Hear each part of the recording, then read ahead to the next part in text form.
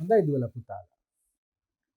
ඕගොල්ලන්ට මතක ඇති පසුගිය පාඩමෙන් අපි මේ ගිණුම් කරන සමීකරණයට ගනුදෙනු කුමන ආකාරයෙන් බලපානවද කියන ඒ සිද්ධිය අපි සරල උදාහරණ තුනක් මාර්ගයෙන් අපි තේරුම් අරගෙන එදා පාඩම අවසන් කරා.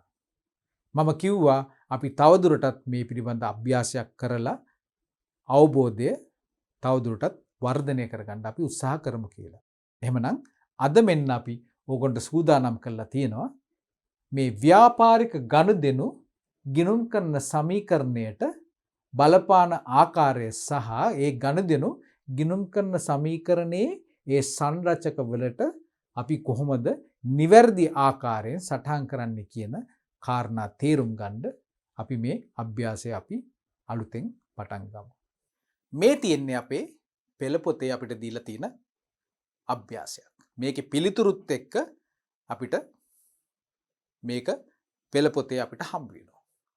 අපි දැන් මේ ගාන කියවලා මේක ආශ්‍රයෙන් මේ ගිණුම් කරන සමීකරණයට ඇති වෙන බලපෑම අපි ඉතා අවධානයෙන් අපි තේරුම් ගන්න උත්සාහ කරමු. අපි ඉස්සෙල්ලම ගාන කියවලා බලමු මොන වගේ ගානක්ද කියලා. මං හිතන්නේ අපිට මේ ගානක් විදිහට අපි හදන පළවෙනි ගාන වෙන්න පුළුවන්. අපි මේ උත්සාහ කරන මේ 10 වසර ගිණුම් කරන සමීකරණය ආශ්‍රිතව ගිණුම් කරන ආශ්‍රිතව අපි සාකච්ඡා කරන පළවෙනි ගාන වගේ තමයි මට මේක ඕගොල්ලන්ට හඳුන්වන්න පුළුවන් වෙන්නේ. අපි කලිනුත් අපි ගිණුම් කරන සමීකරණ ආශ්‍රිතව කුඩා කොටස් ටිකක් බැලුවා. නමුත් මේක ඊට වඩා ඇඩ්වාන්ස් කරලා අපිට ගානක් විදියට දීලා තියෙනවා. ඒ නිසා අපි මේක කියවලා බලමු. නෙහාරා විසින් ආරම්භ කරනු ලැබූ පරිගණක යන්ත්‍ර අලුත් වැඩියා කිරීමේ ව්‍යාපාරයේ පළමු මාසයට අදාළව පහත ගනුදෙනු ඔබට සපයා ඇත. ව්‍යාපාරයේ හිමිකරු. මේ ව්‍යාපාරයේ කුමන විදිහේ ව්‍යාපාරයක්ද? පරිගණක යන්ත්‍ර අලුත් වැඩියා කිරීම. ඒ ආශ්‍රිතව කරගෙන යන ව්‍යාපාරයක මේ ගනුදෙනු. එතන මේක මොන විදිහේ ව්‍යාපාරයක්ද? අලුත් වැඩියා කිරීමේ ව්‍යාපාරයක්. නෙහාරා තමයි මේකේ හිමිකරු. සමහර වෙලාවට නෙහාරා වෙන්න ඇති මේකේ වැඩ කරන්නෙත්. මේක තනි පුද්ගල ව්‍යාපාරයක්. අපි මේ පරිගණක ඒවා අලුත් වැඩියා කිරීමේ තාක්ෂණය පිළිබඳ යම්කිසි සහතිකයක් ගත්තොත් අපිට මේ වගේ තමන්ගේම ව්‍යාපාරයක් ආරම්භ කරලා අපිට ගනුදෙනුකරුවන්ට සේවාවක් සපයලා අපිට ආදායමක් ලබන්න පුළුවන්. එතකොට මේ වගේ ව්‍යාපාරයක ආදායම මොකද්ද වෙන්නේ? ඇතැම් වෙලාවට අපිට මේ පරිගණක කොටස් අපිට මේකට විකුණන්නත් පුළුවන්. ව්‍යාපාරේ හાર્ඩ් ඩිස්ක් එක ගිහිල්ලා තිබ්බොත් අපි ගාව හાર્ඩ් ඩිස්ක් ගෙනල්ලා තියෙනවා. ඊට පස්සේ අපි එතන හાર્ඩ් ඩිස්ක් එක හයි කරලා අපි ඒකට අය කරනවා. අය කිරීම දෙකක්. පාවිච්චි කරපු ද්‍රව්‍ය වලටත් අපි අය කරනවා. අපේ අර විශේෂඥ තාක්ෂණික සේවාවටත් අපි ගාණක් එකතු කරලා තමයි අපි ආදායම් ලබන්නේ. එහෙමනම් කුඩා අදහසක් ගන්න තමයි මම මේක පිවිසුමක් විදිහට තමයි එහෙම කිව්වේ. අපිට වැඩි දුර විස්තර අපිට එහෙම දීලා නැහැ මේ නෙහාරගේ ව්‍යාපාරය කියන්නේ මොන වගේද කියලා. නමුත් අපි අදහසක් ගන්න ওই විදිහට අපි උපකල්පනය කරමු. එහෙනම් මොනවද මේ නෙහාරා විසින් මේ ව්‍යාපාරය ආරම්භ කිරීමේදී සිද්ධ කරන ගනුදෙනු කියලා අපි පොඩ්ඩක් අපි විමසීමෙන් බලමු. එයා කරන පළවෙනි ගනුදෙනුව තමයි රුපියල් ලක්ෂ 5ක ප්‍රාග්ධනයක් යෙදවීම. දැන් මේකේ තියෙන මේ වචනවලට අපි හොඳ අවධානයක් දෙන්න ඕන. මොකද මේ අපි දැන් මේ ගනුදෙනු වල බලපෑම ගිණුම් කරන සමීකරණයට බලපාන හැටි තමයි අපි හඳුනගන්න හදන්නේ. එහෙමනම් අපි දන්නවා ගිණුම් කරන සමීකරණයේ පදනම් ටික තමයි ව්‍යාපාරයේ තියෙන ගිණුම් කරන මූලිකාංග. ඒක කුඩා වෙලා ඇවිල්ලා කොටස් තුනකට කුඩා වෙනවා. ව්‍යාපාරයේ වත්කම් වගකීම් සහ හිමිකම්. එහෙමනම් මේ ගනුදෙනු ආශ්‍රයෙන් අපිට අනිවාර්යයෙන්ම හඳුනා ගන්න සිද්ධ වෙනවා මේ ගනුදෙනු මේවා වත්කම් වලට අදාළ ගනුදෙනුද? එහෙම නැත්නම් ඒකේ අනිත් පැත්ත හිමිකමක්ද? එහෙම නැත්නම් වත්කමකට සම්බන්ධ අර අපි ඉස්සෙල්ලා උදාහරණේ දැක්කා වගේ සමහර දේවල් වලදී එක වත්කමක් වෙනස් වෙනවා, මුදල් අඩු වෙනවා, තව වත්කමක් එකතු වෙනවා, ලී බඩු එකතු වෙනවා. ඉතින් විවිධාකාරයේ ගනුදෙනු. එතකොට මේවල තියෙන මේ තොරතුරු ආශ්‍රයෙන් තමයි අපිට මේ ගනුදෙනුවේ ස්වરૂපය මොකක්ද කියලා තීරණය කරන්න පුළුවන් වෙන්නේ. එහෙමනම් මෙන්න අගයක් දීලා තිනවා ප්‍රාග්ධනයක් යොදවනවලු. හරි? එහෙනම් අපිට වැදගත් දේවල් අපි හඳුනා ගන්න ඕන. මේ ගනුදෙනුවේදී ප්‍රාග්ධනයක් යොදවනවා. දෙවෙනි ගනුදෙනුවේදී රුපියල් ලක්ෂ 2ක බැංකු ණයක්. බැංකු ණයක් මට වැදගත් නිසා මම බැංකු ණය කියන එක ඉරි ගහනවා. තුන්වෙනි ගනුදෙනුව තමයි රුපියල් ලක්ෂයක් ස්ථාවර තැන්පතු ගිණුවක ආයෝජනය කිරීම. ස්ථාවර තැන්පතුවක් ආයෝජනය කරනවා කියන්නේ යොදවනවා. කවුද? නෙහාරාගේ ව්‍යාපාරය. මතක තියාගන්න, නෙහාරා නෙමෙයි. නෙහාරා විසින් ව්‍යාපාරයක් ආරම්භ කරනවා, නෙහාරා ව්‍යාපාරය. එතකොට මේ ව්‍යාපාරය තමයි අපි මේ කතා කරන්නේ. නෙහාරා කම්පැනි. මේකේ තමයි මේ පරිගණක අලුත් වැඩියා කිරීම සිද්ධ කරන ආයතනය. එතකොට අපි මේ ව්‍යාපාරයේ පැත්තෙන් තමයි මේ ගනුදෙනු ටික අපි කතා කරන්නේ. නෙහාරාගේ පුද්ගලික දේවල් නෙමෙයි. නෙහාරා විසින් ලක්ෂ 5ක් මේ ව්‍යාපාරයට මුලින්ම යොදවනවා. ඊට පස්සේ සිද්ධ වෙන දේවල් තමයි මේ තියෙන්නේ. ලක්ෂ 2ක බැංකු ණයක් ලබා ගන්නවා, ස්ථාවර තැන්පතුවක ආයෝජනය කරනවා අපි ලක්ෂයක්. පරිගණක අලුත් වැඩියාවෙන් රුපියල් 60000ක ආදායමක් ලැබීම. මෙන්න ආදායමක් ලැබිලා. ඒකේ ගාණ දාලා තියෙනවා. ඊළඟ ගනුදෙනුව තමයි ව්‍යාපාරයේ මාසික කුලිය. මාසික කුලිය රුපියල් 10000ක් ගෙවනවා. අගේ තියෙනවා. ඊළඟ එක තම පෞද්ගලික කටයුතු සඳහා නෙහාරා විසින් රුපියල් 20000ක් ව්‍යාපාරයෙන් ලබා ගැනීම. පෞද්ගලික කටයුතු. ව්‍යාපාරික සංකල්පයත් එක්ක ව්‍යාපාරයට අදාළ වෙන්නේ ව්‍යාපාරික ගනුදෙනු විතරයි. ව්‍යාපාරයට අදාළ නොවන ගනුදෙනු සිද්ධ කරනවා නම් අපි ඒකට අපි යම්කිසි එකට අපි කියන්නේ ඒක ඇඩ්ජස්ට් කරන්න ඕන. ඇඩ්ජස්ට්මන්ට් එකක් කරන්න ඕනේ. ඒක ව්‍යාපාරයෙන් ඉවත් කර ගන්න ඕන. එහෙමනම් නෙහාරා විසින් රුපියල් 20000ක් එයාගේ පුද්ගලික කටයුතු වලට අරගෙන තියෙන එක අපි ඒ ගනුදෙනුව අපි නිවැරදි ආකාරයෙන් ව්‍යාපාරයෙන් ඉවත් කරන්න ඕන. අපි බලමු ඒවා කොහොමද කරන්න කියලා ඉදිරියේදී. 7 වෙනි ගනුදෙනුව තමයි රුපියල් ලක්ෂයක් ගෙවා උපකරණ ලබා ගැනීම. මේ තියෙන ලක්ෂයක් ගෙවා කියලා තියෙනවා. ඒ කියන්නේ මුදල් දීලා තමයි අරන් තියෙන්නේ. ණයටත් ගන්න පුළුවන්. උපකරණ ටිකක් මිලදී අරගෙන තියෙනවා. 8 වෙනි ගනුදෙනුව මොකද්ද? රුපියල් 5000ක් වූ මාසික දුරකථන බිල ගෙවීම.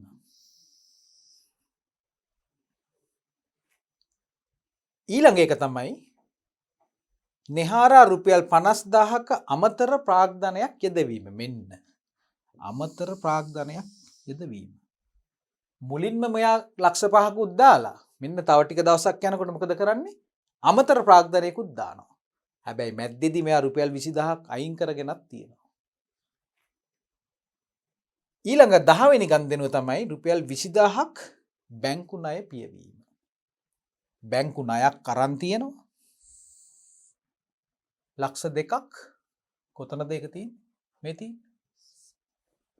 ඒ ලක්ෂ 2 වෙනුවෙන් මෙන්න ණයෙන් කොටසක් ගෙවනවා. හරි, මෙතන දාලා තියෙන රුපියල් 20000ක් බැංකු ණය ගෙව්වා කියලා තමයි දාලා තියෙන්නේ. හරි. එතකොට අපි මෙතෙන්දි හිතමු මේ ණය සම්බන්ධයෙන් ගෙවීම් දෙආකාරයි. හරි. අපි ඉදිරියේදී අපිට මේ දේවල් එයි. ඒකයි මම මේගොල්ලන්ට සඳහන් කරන්නේ. හරි. බැංකු ණයක් ගත්තොත් එහෙම දරුවනි එකක් තමයි ඒ ණය ගෙවීම.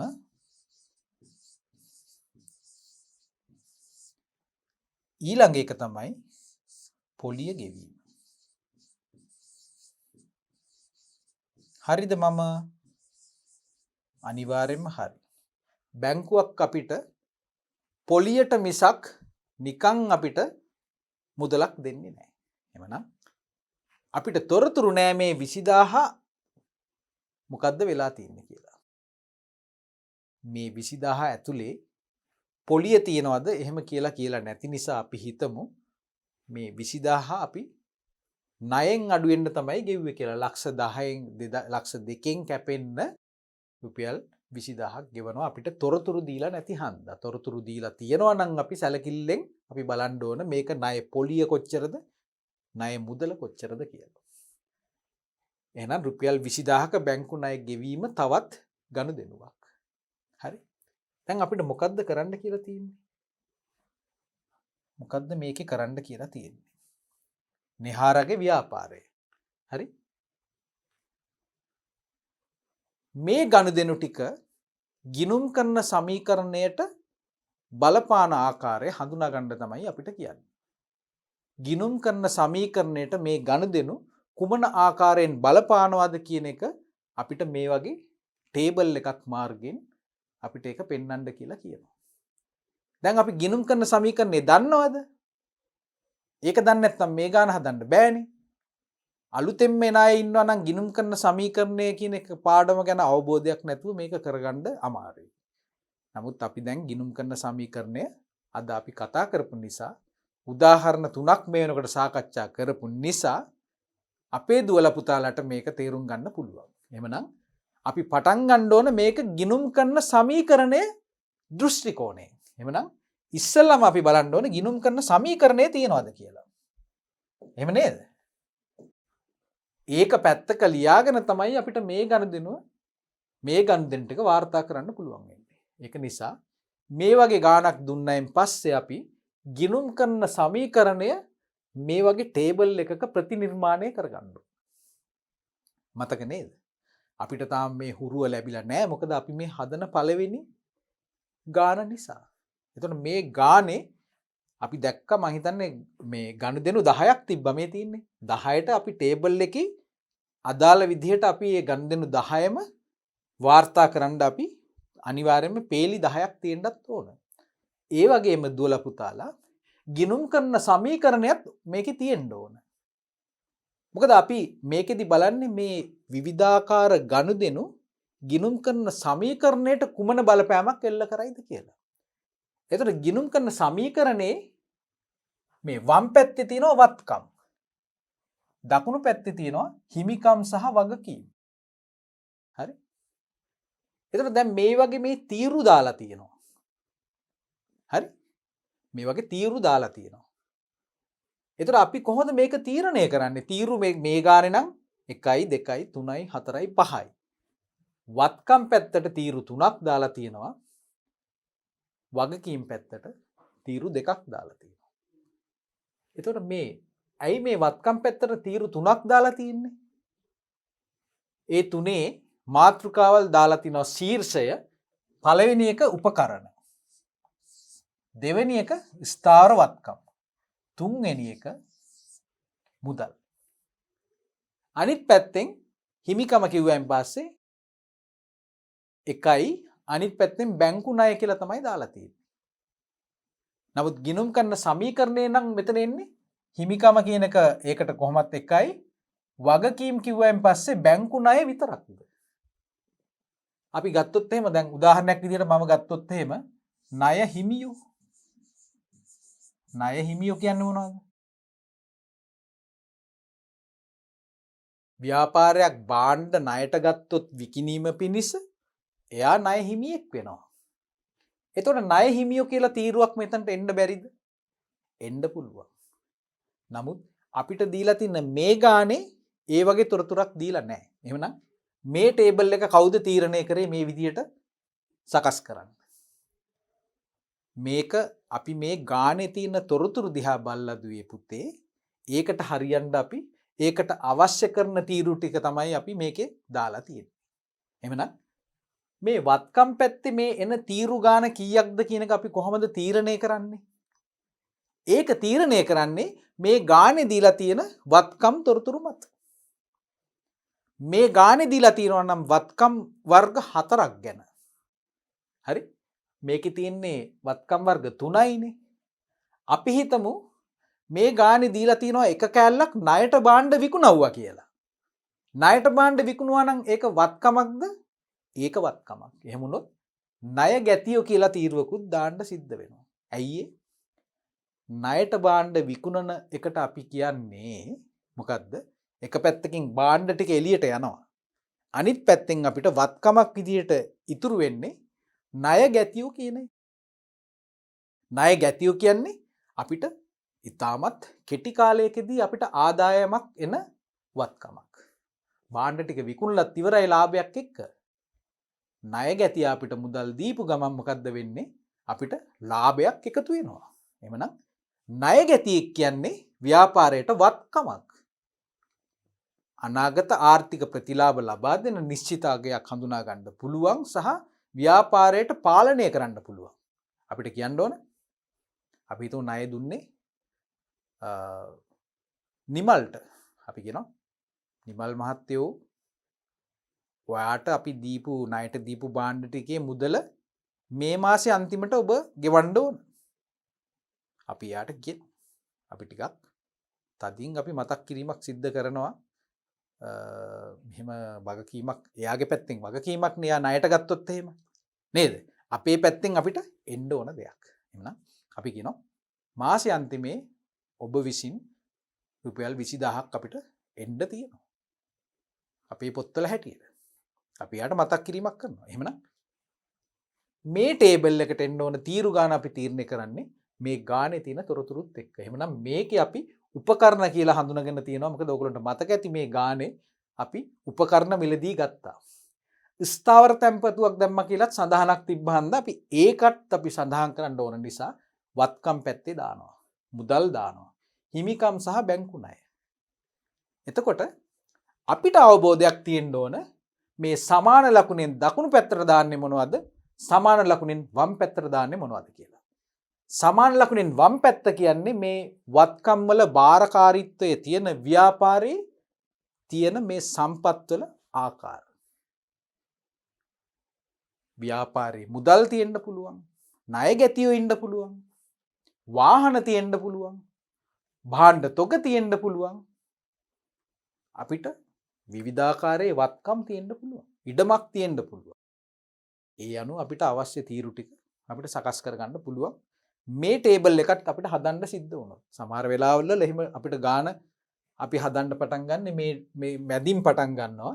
අවශ්‍ය අවස්ථාවේදී මේ පැත්තෙන් තීරු අපි එකතු කරගන්න හිතේ තියාගන්න. නමුත් අපිට එන විභාග ප්‍රශ්න පත්‍රයේ මේ වගේ ටේබල් එකක් සමහරලාට අපිට දීලා තියෙන්න පුළුවන්. ඒකට අවශ්‍ය තීරු ගාන දාලා. අපි තාම කුඩා මට්ටමින් ඉගෙන ගන්න හන්ද දෙන්න පුළුවන්. එහෙම නැත්නම් අපිට හැකියාවක් තියෙන්න ඕන මේ ටේබල් එක නිර්මාණය කරගන්නත් කොහොමද කියලා. එහෙමනම් අපි තාම ගාන හදන්න පටන් ගත්තේ නැහැ. අපි දන්නවා වත්කම් පැත්තේ මෙහෙම තීරු 3ක් තියෙනවා, වගකීම් පැත්තේ 2යි. බැංකු ණයක් අරගත්ත එකකුත් තියෙනවා. එහෙමනම් දුවේ පුතේ අපි දැන් බලමු මේ විවිධ ගණදෙනු මේ ගිණුම් කරන සමීකරණයට බලපාන ආකාරය. අපි බලමු මේ පැත්තට ගිහිල්ලා බලමු අපේ පළවෙනි ගණදෙනුව මොකක්ද කියලා. අපේ පළවෙනි ගණදෙනුව තමයි ව්‍යාපාරයක් ආරම්භ කිරීම. හරි? පරිගණක අලුත් වැඩියා කිරීමේ ව්‍යාපාරයක් ආරම්භ කිරීම සඳහා නෙහාරා විසින් රුපියල් ලක්ෂ 5ක ප්‍රාග්ධනයක් යෙදවීම. ගිණුම් කරන සමීකරණයට කෙසේ බලපායිද? අලුතෙන් පටන් ගන්න ව්‍යාපාරයක් ගිණුම් කරන සමීකරණයේ වම් පැත්ත බිඳුවයි දකුණු පැත්ත බිඳුවයි. හේතුව තමයි තාම වත්කම් කිසි දෙයක් නැහැ, වගකීම් මැත්තේත් නැහැ, හිමිකම් මැත්තේත් නැහැ. නමුත් පළවෙනි ගණදෙනුව සිද්ධ වෙනවා ව්‍යාපාරයේ අයිතිකරු වන නෙහාරා විසින් තමාගේ පුද්ගලිකව ඉතිරි කරගත්ත ලක්ෂ 5ක මුදල් ව්‍යාපාරයේ සේප්පුවට දානවා ගිහිල්ලා ව්‍යාපාරය ආරම්භ කරන්න. එහෙමනම් මුදල් ව්‍යාපාරයට එකතු වෙනවා. අපි බලමු මොකක්ද එහෙමනම් බිහි වෙන වත්කම කියලා. දැන් මට කියන්න බලන්න මේ ලක්ෂ 5 ලැබීම නිසා වත්කම් පැත්තේ සිදුවන වෙනස කොතනටද බලපාන්නේ? ගනුදෙනුව තමයි ලක්ෂ 5ක මුදලක් ආයෝජනය කිරීම. එහෙමනම් සේප්පුවට ලක්ෂ 5ක් මුදල් එන නිසා අපි කියනවා මුදල් කියන එක ලක්ෂ 5කින් වැඩි වෙනවා. මෙන්න එකතු වෙනවා කියන්න අපි එකතු කිරීම ලකුණ දානවා ලක්ෂ 5යි. හරිද? එතකොට මේ ගනුදෙනුව සම්පූර්ණද? ව්‍යාපාරයට වත්කම් විදිහට ලක්ෂ 5ක් එනකොට අපි දන්නවා ව්‍යාපාරයේ ගිණුම් කරන සමීකරණය තමයි වත්කම් සමාන වෙන්න ඕන හිමිකම් සහ වගකීම් වල එකතුවට. මේ අවස්ථාවේදී මේ ලක්ෂ 5 සම්පූර්ණයෙන්ම යොදවන්නේ නිහාරා විසින් නිසා. එතකොට අපි දැන් ගිණුම් කරන සමීකරණයේ දකුණු පැත්තේ මොනවද පෙන්වන්නේ? ව්‍යාපාරයේ වත්කම් කාටද අයිති වෙන්නේ කියන එක. තාම මේ 100%ක් මේක මූල්‍යණය කරන්නේ නිහාරා විසින් නිසා මේ ලක්ෂ 5 එනම් මොකද්ද? මට හරියටම කියන්න. මේක වගකීමක්ද හිමිකමක්ද? හිමිකමක්. හේතුව තමයි ව්‍යාපාරයේ හිමිකරු විසින් යොදන ප්‍රාග්ධනය නිසා. එහෙමනම් අපි එකතු කරන්නේ මේක කොතනටද? ගිණුම් කරන සමීකරණයේ දකුණුපස අපි ලක්ෂ 5ක් හිමිකම් ආකාරයෙන් අපි සඳහන් කරගන්නවා. දැන් මේක හරිනම් ගිණුම් කරන සමීකරණයේ තුලණය වෙන්න ඕන. ඒ නිසා අපි දැන් මේක පරීක්ෂණයක් කරන්න ඕන ගිණුම් කරන සමීකරණයේ තුලණය වෙලාද කියලා. වත්කම් පැත්තේ එකතුව කීයද? ලක්ෂ 5යි. එහෙම නැත්නම් අනිත් පැත්තේ එකතුව කීයද? දකුණු පැත්තේ ලක්ෂ 5යි. එහෙමනම් මෙන්න ගිණුම් කරන සමීකරණේ ගණිතමය සම්බන්ධතාවයේ ව්‍යාපාරික වත්කම් වලට වගකීම් සහ හිමිකම් සමාන වෙන්න ඕන. ඒක සම්පූර්ණ වෙනවා. මේ පැත්තේ ලක්ෂ 5ක් තියෙනවා, මේ පැත්තේ ලක්ෂ 5 එකතු කිරීම බිඳුව ලක්ෂ 5යි. ගිණුම් කරන සමීකරණය අගේට තුලණය වෙනවා. අපි යමු දෙවන ගනුදෙනුව මොකක්ද කියලා. පළවෙනි එක හරි. පළවෙනි ගනුදෙනුව අපි ලකුණු කරා. මෙන්න රුපියල් ලක්ෂ 2ක බැංකු ණයක් ලබා ගන්නවා. ගනුදෙනුවේ ස්වරූපය අපි දැන් තේරුම් ගන්න ඕන. හරි? එහෙමනම් බැංකු ණයක් ගැනීම නිසා මොකක්ද ඇති වෙන්නේ?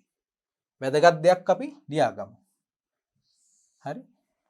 මේකෙදි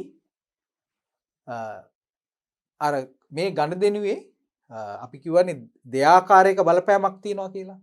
තැන් දෙකකට. එහෙමනම් එකක් තමයි මුදල්. මුදල් එකතු වෙනවා. හරි? ඒක හරි නේද? මුදල් එකතු වෙනවා. වත්කමක් ව්‍යාපාරයට එකතු වෙනවා ලක්ෂ 2ක් එකතු වෙන නිසා. මොකද්ද අනිත් එක?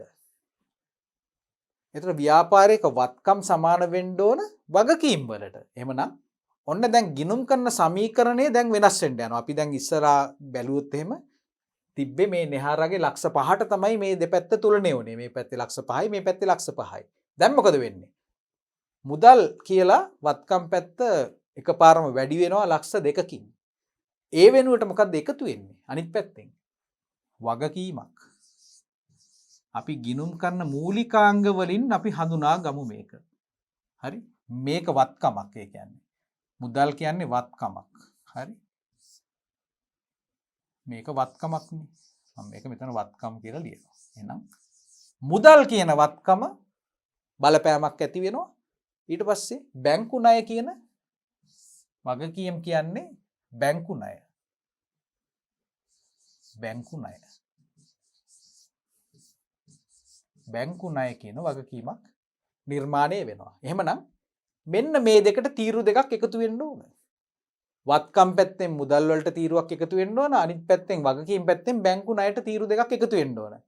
අපිට හොඳ වෙලාවට මේ ගානේ අපිට දීලා තියෙනවා ඒ තීරු ටික නිර්මාණය කරලා. එහෙනම් අපිට තියෙන්නේ මේ ගණදෙනුවේ බලපෑම් වෙන තැන් දෙකට මේක ලකුණු කරන එක තමයි අපි ගිණුම් කරන සමීකරණයට බලපෑම අපි හඳුනා ගන්න. එහෙනම් ලක්ෂ 2යි මුදල් වැඩි වෙනවා බැංකු ණය මොකද්ද වෙන්නේ? බැංකු ණයත් එකතු වෙනවා. එහෙනම් මෙන්න ලක්ෂ 2ක් ලක්ෂ 2ක් මුදල් එකතු වෙනවා. ඒත් එක්කම හිමිකමට බලපෑමක් නැහැ. අපි කිව්වා මේ ණයක් ගැනීම නිසා අපිට බැංකු ණය කියන වගකීමක් ඇති වෙනවා. එහෙනම් මේ තියෙන්නේ මේ පැත්තේ තියෙන්නේ වගකීම්. මේ වගකීම් යටින් අපි බැංකු ණයක් කියන තීරුව අපි දාගෙන තියෙනවා. ඒකට ලක්ෂ 2ක් එකතු වෙනවා. අඩුවීමක් නෙමෙයි. අපි මේ ලකුණ හරියට දාගන්නත් ඕන දුවලා පුතාලා. එකතු වෙන්නත් පුළුවන් අඩු වෙන්නත් පුළුවන්. එකතු වෙන්න ඕන එකක් අඩු කිරීමක් දැම්මොත් අපේ සමීකරණය වැරදෙයි අපිට. ඒක හන්ද තමයි මේ ලකුණු ගැන සැලකිලිමත් වෙන්න ඕන. ඒක එකතු කරන එකක් හරි එහෙම නැත්නම් වරහන් ඇතුලේ දාන්න පුළුවන් අඩු වෙන එකක් නම්. දැන් මොකද වෙන්නේ? ගිණුම් කරන සමීකරණයේ තුලණය වෙන්නත් ඕන. නැත්නම් අපි මේ ගණදෙනුව හරියට වාර්තා කරලා නැහැ. හරි තැන වාර්තා කරන්නත් ඕන ගිණුම් කරන සමීකරණය මේක තුලණය වෙන්නත් ඕන. ඒක තමයි අපි ගණන් හැදීමේදී සැලකිලිමත් වෙන්න ඕන දේ. දැන් මේ ගණදෙනුව වාර්තා කරන්න ඉස්සෙල්ලා ලක්ෂ 5කට තුලණය වෙච්ච ගිණුම් කරන සමීකරණය දැන් වත්කම් පැත්ත අපි හිතෙන් එකතු කරලා බලමු. වත්කම් පැත්තේ මෙතන ලක්ෂ 5යි මෙතන ලක්ෂ 5යි ලක්ෂ 7යි අපිට මේ විදිහට බලන්න පුළුවන්. වත්කම් පැත්ත ඒ වගේම අපි වගකීම් පැත්තත් බලමු. වගකීම් පැත්ත කීයද? ලක්ෂ 5යි ලක්ෂ 2යි ලක්ෂ 7යි. ගිණුම් කරන සමීකරණයේ තුලණය වෙලාද?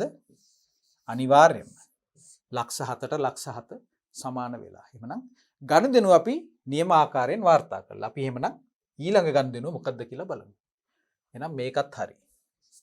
අපේ තුන්වෙනි ගණදෙනුව තමයි දරුවනේ රුපියල් ලක්ෂයක ස්ථාවර තැන්පතු ගිණුමක ආයෝජනය කිරීම. කවුද මේක කරන්නේ? නිහාරගේ ව්‍යාපාරය. නිහාර නෙමෙයි. නිහාරගේ ව්‍යාපාරය. හරි? නම් මොකද්ද කරන්නේ? මේකෙදිත් අපි බලනවා මේ ස්ථාවර තැන්පතු කියන්නේ මොකද්ද? මේකේ මොකද්ද වෙන බලපෑම?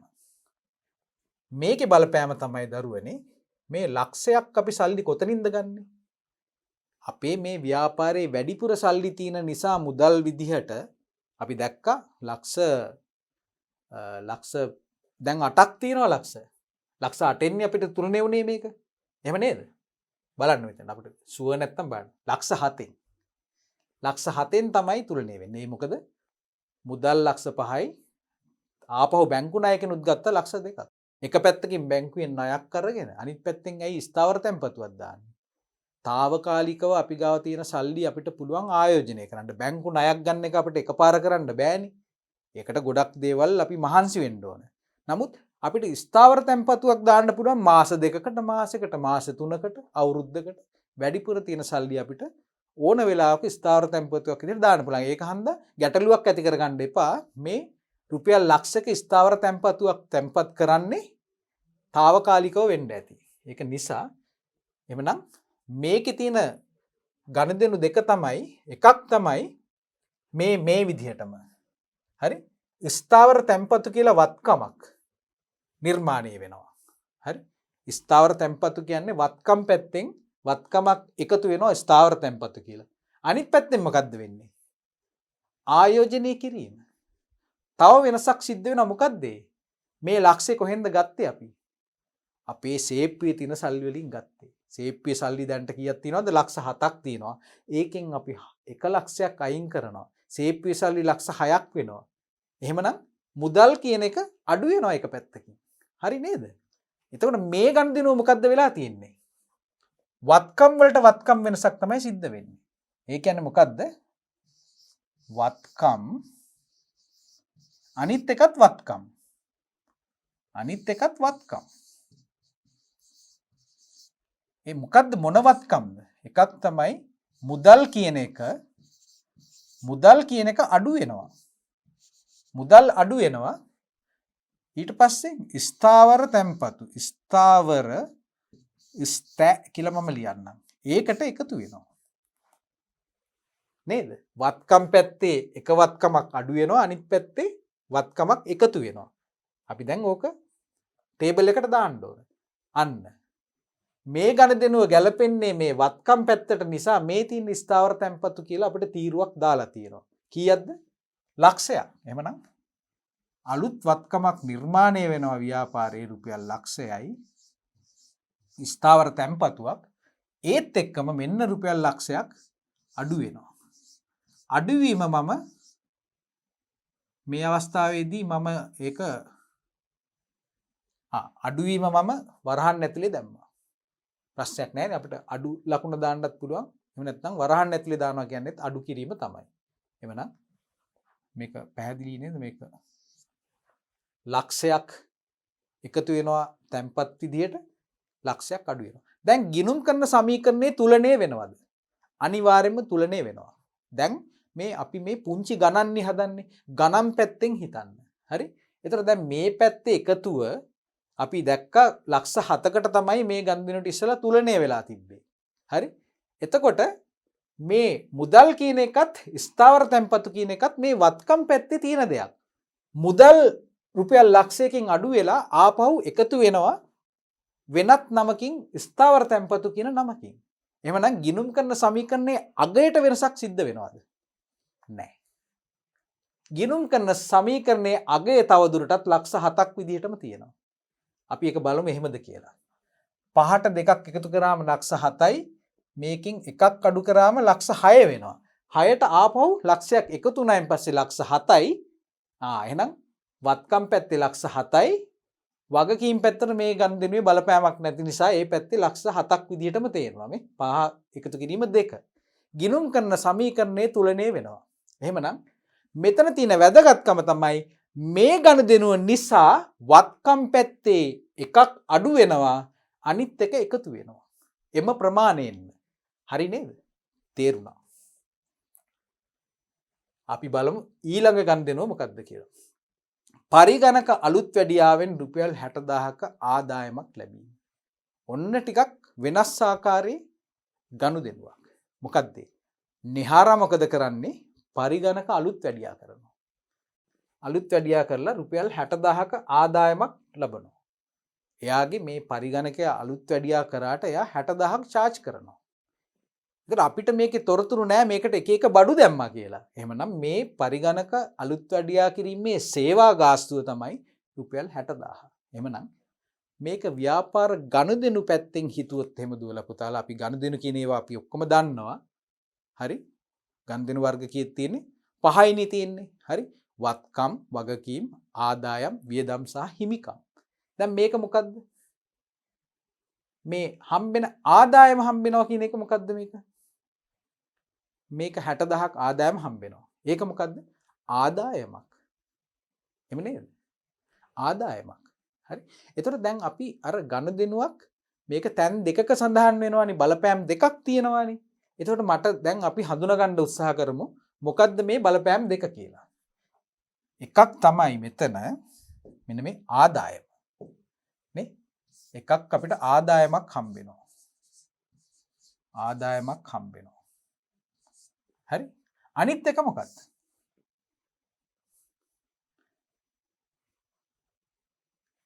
වත්කමක් විදිහට රුපියල් 60000කුත් හම්බ වෙනවා. වත්කමක් විදිහට.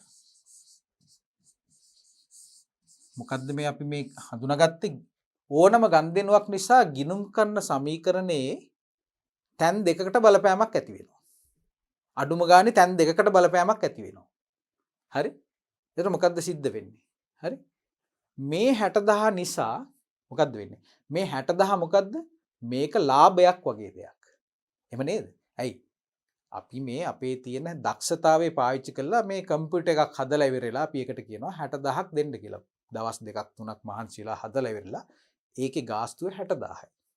60000ක් අපිට අර කම්පියුටර් එක අයිති එක්කෙනා 60000 අපිට ගෙවන වෙලාවේදී මොකද්ද සිද්ධ වෙන්නේ? අපිට මුදල් රුපියල් 60000ක් මුදල් විදියට අපිට හම්බ වෙනවා. එහෙනම් මෙන්න මේක. මේක මුදල්. එතකොට මේකේ අනිත් පැත්ත මොකද්ද? එතකොට ඒ 60000 මේ ව්‍යාපාරයට ලාභයක්. හරි නේද? ඒක නිසා එක පැත්තකින් අපිට මුදල් එනවා. ඒකේ අනිත් පැත්ත තමයි ආදායමක් හම්බ වෙනවා. ඔන්න දැන් මතක තියාගන්න මේ ආදායම කියන එක අපි කොතනටද දාන්නේ කියලා. අපි ගනුදෙනු වලදී කතා කරා මේ ආදායම් සහ වියදම් අපි නැවත වතාවක් ඒකේ තියෙන බලපෑම එකතු කරන්නේ හිමිකම් වලට කියලා. අන්න එහෙමනම් ගිණුම් කරන සමීකරණයේ වත්කම් වලට රුපියල් 60000ක් එකතු වෙනවත් එක්කම අනිත් පැත්තෙන් මේක ලාභයක් නිසා ව්‍යාපාරයේ ලාභය අයිති වෙන්නේ ව්‍යාපාරයේ හිමිකරුට නිසා 60000ක් හිමිකම් විදියට අපිට එකතු කරගන්න සිද්ධ වෙනවා. එහෙමනම් අපේ හතරවෙනි ගනුදෙනුව තමයි මුදල් විදියට අපිට රුපියල් 60000ක් අපිට ලැබෙනවා. මේ 60000 අපි මේ විදියට පෙන්නනවා. එකතු කිරීම 60000. ඒත් එක්කම මේ 60000 නිසා අපේ හිමිකම රුපියල් 60000කින් ඉහළට යනවා. ව්‍යාපාරයේ ලාභය අයිතිකරුට නිසා තමයි අපි හිමිකම් යටතේ මේ 60000 එකතු කරන්නේ. අපි එහෙමනම් ඊළඟට බලමු අපේ ඊළඟ ගනුදෙනුව මොකක්ද කියලා. අපි ඊළඟ ගනුදෙනුව තමයි හරි. අපේ ඊළඟ ගනුදෙනුව තමයි මේකත් අපි සම්පූර්ණ කරා. පස්වෙනි ගනුදෙනුව ව්‍යාපාරයේ මාසික කුලිය ලෙස 10000ක් ගෙවීම. මේක ලේසි. මොකද අපි දැක්කා අර පරිගණක අලුත් වැඩියාවෙන් හම්බෙන දේ ආදායමක් වගේ මේ තියෙන්නේ මොකද්ද? ව්‍යාපාරයේ වියදමක්. හරි නේද? එහෙමනම් එතන මේ එහෙමනම් ගිණුම් කරන සමීකරණේ කොයි තැන් වලටද මේක බලපාන්නේ? මේ ගෙව්වා කියලා දාලා තියෙනවා මේකේ. ගෙව්වා. ගෙව්වා කියන්නේ මොකද්ද? මොකද්ද අඩු වෙන්නේ? රුපියල් 10000කින් මොකද්ද අඩු වෙන්නේ? මතක තියාගන්න. ව්‍යාපාරයේ සේප්පුවේ තියෙන මුදල් තමයි අඩු වෙන්නේ. සේප්පුව ඇරියා රුපියල් 10000ක් ගත්තා. ගිහිල්ලා ගෙවනවා කොහෙටද? මේ ව්‍යාපාරයේ කඩකාමරය අපිට දීලා තියෙන අයිතිකාරයට අපි දෙනවා. දීලා යාගෙන් රිසිට් එකක් ගන්නවා. ඒක ගෑවිලා ඇකවුන්ටන්ට් දෙනවා. කඩකුලිය ගෙව්වා මෙන්න ඒකේ රිසිට් එක. ව්‍යාපාරයේ මුදල් අඩු වෙලා එතකොට මේ අඩු වෙච්ච එක මොකක් විදිහටද අපි සටහන් කරන්නේ? අපි ඉගෙන ගත්ත ව්‍යාපාරයේ වියදමක් නම් මේ මෙතන මේකේ තියෙන වත්කමක් නෙමෙයිනේ මේක වියදමක් තියෙන්නේ. කඩකුලිය කියන්නේ වියදමක්. දුරකථන බිල කියන්නේ වියදමක්. ප්‍රවාහන බිලක් ගෙවුවොත් වියදමක් ඒවා. එහෙම නේද? ඒවා වත්කම් නෙමෙයිනේ. ඒවා වියදම්. එහෙමනම් රුපියල් 20000ක් මුදල් වලින් අඩු වෙන අතර ආදායම් වියදම් අපි කොතනටද එකතු කරන්නේ? හිමිකමට. මතක තියාගන්න ආදායම් හෝ වියදම් නම් ඒකේ බලපෑම අපි ඒක එකතු කරන්නේ හිමිකමට. එතකොට මේක හිමිකම වැඩි වෙන දෙයක්ද අඩු වෙන දෙයක්ද? මේ කඩකුලී ගෙවීම හිමිකම අඩු වෙන දෙයක්. 60000ක් සල්ලි හම්බෙනකොට හිමිකම වැඩි වෙනවා කියලා අපි ධන විදිහට ඒක දැම්ම 60000. මෙන්න වියදමක් දරනවා. එහෙමනම් හිමිකම අඩු වීමක්. එක පැත්තකින් මොකක්ද අඩු වෙන්නේ? ව්‍යාපාරයේ මුදල් අඩු වෙනවා. හිමිකමත් අඩු වෙනවා. අන්න විශේෂ අවස්ථාවක්. මේ ගනුදෙනුව නිසා දෙපැත්තෙම අඩුවීමක් තමයි සිද්ධ වෙන්නේ. අපි ඒක නිවැරදි ආකාරයෙන් ලකුණු කරමු.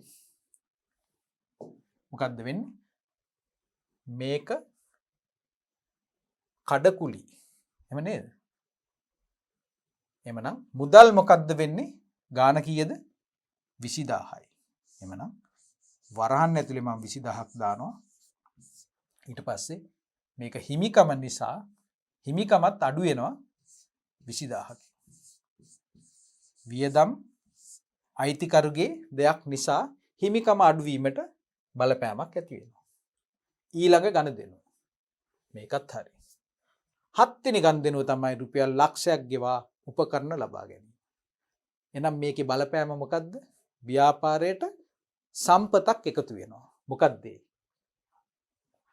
එහෙනම් මේක වත්කම් වලට එක පැත්තකින් වත්කම් එකතු වෙනවා. අනිත් පැත්තෙන් මොකද්ද වෙන්නේ? ගෙවා. අපි උපකරණ මිලදී ගන්නකොට මොනවද අපි භාවිතා කරන්නේ? ව්‍යාපාරයේ තියෙන මුදල්. එහෙමනම් මුදලින් ලක්ෂයක් අඩු වෙනවා. ඒකත් මොකද්ද? ඒකත් වත්කමක්. වත්කමක් අඩු වෙනවා. වත්කමක් අඩු වෙනවා. එක පැත්තකින් වත්කම් වලට එකතු වෙනවා අනිත් පැත්තෙන් වත්කම් වලට අඩු වෙනවා. එතකොට මේකේ නම තමයි ලී බඩු. එහෙමනම් අපේ ටේබල් එකේ ලී බඩු කියලා එකක් දීලා ඇති. මේකේ ගාන කීයද? රුපියල් ලක්ෂයයි. හරි නේද? එහෙමනම් අපි බලමු මේක අදාළ කොටුවේ අපි මේක ලකුණු කරන්න. එමනම් අපි ගත්තේ ලී බඩු උපකරණ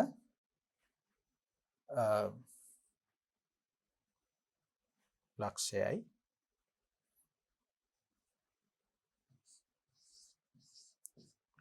ලී බඩු වලට එකතු වෙන නිසා ධන ලකුණ මොකක්ද අඩු වෙන්නේ ව්‍යාපාරයේ මුදල් ලක්ෂයකින් අඩුවීමක් සිද්ධ වෙනවා. හරි. එතකොට ගිණුම් කරන සමීකරණයේ තුලණය වෙනවද? අනිවාර්යයෙන්ම තුලණය වෙන්න ඕන. මොකද මෙතනත් වෙන්නේ අර ඉස්සල්ලා එකේ වගේ නෙමෙයි, ඊට වඩා වෙනස්. වත්කම් පැත්තේ එක වත්කමක් යම් කිසි අගයකින් අඩු වෙන අතර ඒ අගෙන් එකක් එකතු වෙනවා. එහෙමනම් තුලණයට බලපෑමක් නැහැ කියලා ගණිතයෙන් අපි දන්නවා. එහෙමනම් අපේ ඊළඟ ගණන් මොකක්ද කියලා බලමු. දැන් අපි හුරු වෙන නිසා මට ගොඩක් දේවල් අපිට ලියන්න ඕනේ නැහැ. ඊළඟ එක තමයි රුපියල් 5000ක දුරකථන බිලක් ගෙවීම. රුපියල් 5000ක. ඒකෙත් කියනවා දුරකථන බිල ගෙව්වා කියලා. ගෙව්වා කියනවා නම් මොකක්ද අඩු වෙන්නේ එකපාරම? මේ මුදල් කියනක රුපියල් 5000කින් අනිවාර්යයෙන්ම අඩු වෙනවා. හරි නේද? රුපියල් 5000කින් මුදල් අඩු වෙන අතර මේකේ අනිත් බලපෑම කොතනටද තියෙන්නේ? වියදම්, මේක වියදමක්. රුපියල් 5000ක දුරකථන බිල කියන්නේ වියදමක්. වියදමක් දරනකොට මොකද්ද අඩු වෙන්නේ? මේ වියදම කොතනටද බරක් වෙන්නේ? ව්‍යාපාරයේ අයිතිකරුට තමයි මේ ආදායම් සහ වියදම් අපි අඩු කරන්නේ. එහෙමනම් මේ හිමිකම රුපියල් 5000කින් අඩු වෙනවා. ගිණුම් කරන සමීකරණයට තුලණය හරිද? අනිවාර්යයෙන්ම හරි. වත්කම් පැත්තෙන් 5000ක් අඩු වුණොත් වගකීම් පැත්තෙනුත් අනිවාර්යයෙන්ම එම ප්‍රමාණයෙන්ම ගාණක් අඩු වෙන්න ඕනේ. එහෙම නොවුනොත් ගිණුම් කරන සමීකරණයේ තුලණය වෙන්නේ නැති නිසා අපි සැලකිලිමත් වෙන්න ඕන ඒ බලපෑම හරිද කියලා. එහෙමනම් මුදල් රුපියල් 5000ක් අඩු වෙන්න හේතු වෙනවා. සේප්පුවෙන් මුදල් යනවා. අනිත් පැත්තෙන් අයිතිකරුට තියෙන එයාගේ අයිතියත් රුපියල් 5000කින් අඩු වෙනවා. ඒක නිසා මේ ගණනුවත් අපි නිවැරදි ආකාරයෙන් අපි ලකුණු කරලා තියෙනවා. අපි එහෙමනම් ඊළඟ එක බලමු. මොකද්ද ඊළඟ ගණන? නෙහාරා රුපියල් 50000ක අමතර ප්‍රාග්ධනයක් යෙදවීම. මොකද්ද වෙලා තියෙන්නේ? අලුතෙන් ප්‍රාග්ධනයක් තමයි යොදවලා තියෙන්නේ. ඒ කියන්නේ මොකද්ද? ව්‍යාපාරයට නැවත වතාවක් මෙයා මුදල් එකතු කරලා මොකක් හරි ස්ටොක් ගන්න වෙන්න ඇති. ඒ වගේ දෙයකට මෙයා නැවත වතාවක් 50000ක් එකතු කරනවා. එහෙමනම් ඒක බලපාන්නේ කොතනටද? එක පැත්තකින් වත්කම් වලට බලපානවා. වත්කම් වැඩි වෙන්න හේතුවක් වෙනවා. මොකක්ද හේතු වෙන්නේ ඒක? මුදල් කියන වත්කම 50000ක් එකතු කරනවා කියන්නේ මුදල්නේ එකතු කරන්නේ. අනිත් පැත්තෙන් මොකද්ද වැඩි වෙන්නේ? ප්‍රාග්ධනය නැවත වතාවක් යොදවනවා. මුලින් ප්‍රාග්ධනයේ යොදවනකොටත් අපි ඒ ලක්ෂ 5 අපි එයාට එකතු කරා හිමිකමක් විදියට. එහෙනම් මේ අවස්ථාවේදීත් අපි හිමිකම අපිට ඒක වැඩි කරන්න සිද්ධ වෙනවා එම ප්‍රමාණයෙන්ම. එහෙමනම් මොකද්ද වෙන්නේ? අපි ගාන මතක තියාගන්න 50000ක්. රුපියල් 50000ක් මෙතනදී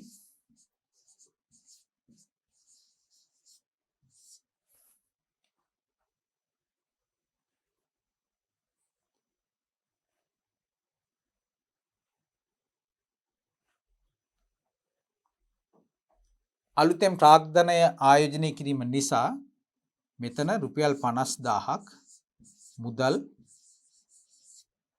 වැඩි වෙනවා. ඒ වගේම මෙයාගේ හිමිකමත් රුපියල් 50000කින් වැඩි වෙනවා. මොකද මේ 50000 අයිති ව්‍යාපාරේ අයිති නෙහාරට නිසා. ඊළඟ ගණදෙනුව මොකක්ද?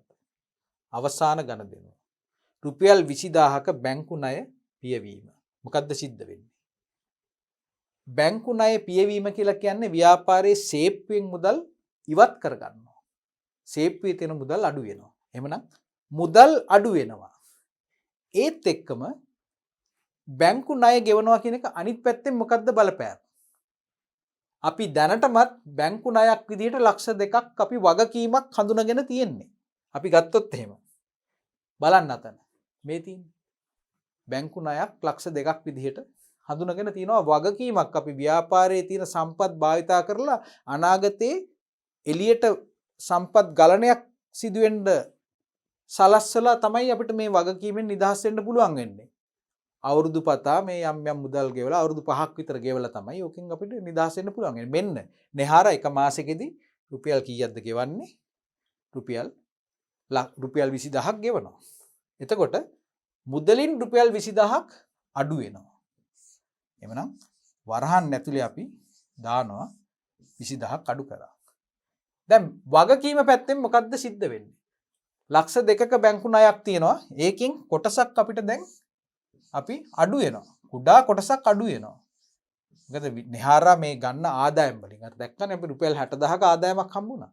ඒකෙන් කෑල්ලක් යොදවලා අපි බැංකු ණය ටිකක් ගෙවලා දානවා. එයාගේ ව්‍යාපාරේ චුට්ට දියුණු වෙනවා. එහෙම නේද? එහෙනම් බැංකු ණය පොඩ්ඩක් අඩු වෙනවා. ගිණුම් කරන සමීකරණය හරිද? මොකද වත්කම් පැත්තෙන් රුපියල් 20000ක් අඩු කරා නම් මොකද වත්කම් සමාන වෙන්න ඕන මේ දකුණු පැත්තේ තියෙන දේවල් වලට. මේ පැත්තේ අඩු කරා නම් අනිත් පැත්තෙනුත් කොතනින් හරි අඩු වෙන්න ඕන. දැන් අඩු වෙන්නේ කොතනින්ද? දැන් අඩු වෙන්නේ බැංකු ණය එහෙමනම් වගකීම් වලින් තමයි අඩු වෙන්නේ. එහෙමනම් බැංකු ණය කියන අපි තීරුවක් දැන්ටම දාලා තියෙනවා. මෙන්න බැංකු ණය 20000ක් අඩු වුණා. හොඳයි අපි දැන් අපි බලන්න ඕන මේ ගිණුම් කරන සමීකරණේ තුලනය කරන්න අපි මේ ටේබල් එක සම්පූර්ණ කරාද කියලා. අපි දැන් සියලු ගනුදෙනු මෙතන වාර්තා කරලා තියෙන්න ඕන. එහෙම බලනකොට අපිට පේනවා මෙන්න මේ පස්වෙනි ගනුදෙනුව අපි මෙතන වාර්තා කරලා නැහැ කියලා. ඔව්. ඒක හන්ද අපිට ඒ මගහැරිච්ච ඒ ගනුදෙනුව මොකක්ද කියලා අපි හොයලා බලමු. බලනකොට අපිට පේනවා මේ මාසික කුලිය ගෙව්වේ එක අපි මෙන්න මේක අපි ලියලා නැති නිසා අපි බලමු කුලිය කියන්නේ අපි මුදල් අඩු වෙනවා. හරි අපි මේක කතා කරා. ඒ නිසා මුදල් වලින් අඩුවීමක් සිද්ධ වෙනවා. ඒ වගේම වියදමක් කියන්නේ හිමිකරුට හිමිකම අඩු වෙන ස්ථානයක්. ඒක නිසා හිමිකම පැත්තෙන් රුපියල් 10000ක් අඩුවීමක් සිද්ධ වෙනවා. දැන් අපි ගනුදෙනු ටික සියල්ල වාර්තා කරලා තියෙන්නේ. අපි දැන් බලන්න ඕන මේ ගිණුම් කරන සමීකරණයේ තුලනය වෙනවද කියලා. එතෙන්දී අපිට මේ අගයන් ටික අපි එකතු කරන්න ඕන. මේවා තුලනය කරන්න ඕන. මෙතන තියෙනවා ලක්ෂ 2ක් ධන මෙතන 20000ක්. එතකොට මේ පැත්ත 1,80,000යි. ඒ වගේම මෙතන 5,60,000යි 6,10,000යි 6,10,000න් අඩු වෙන්න ඕන රුපියල් 35,000ක්. එහෙනම් අපව බලමු 5,60,000යි 6,10,000න් 35,000ක් අඩු වෙන්න ඕන.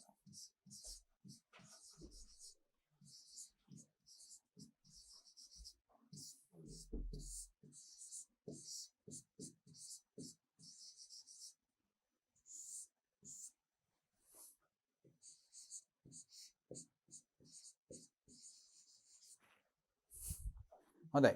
අපි ඒ ආකාරයෙන් අපි මුදල් ටික මේ ටික එකතු කරායින් පස්සේ අපිට ලැබෙනවා පිළිතුරක් 5,55,000යි.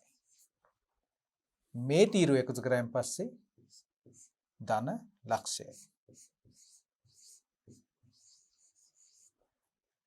ඒ වගේම මේකේ ගණදෙනු එකයි තියෙන්නේ රුපියල් ලක්ෂයයි.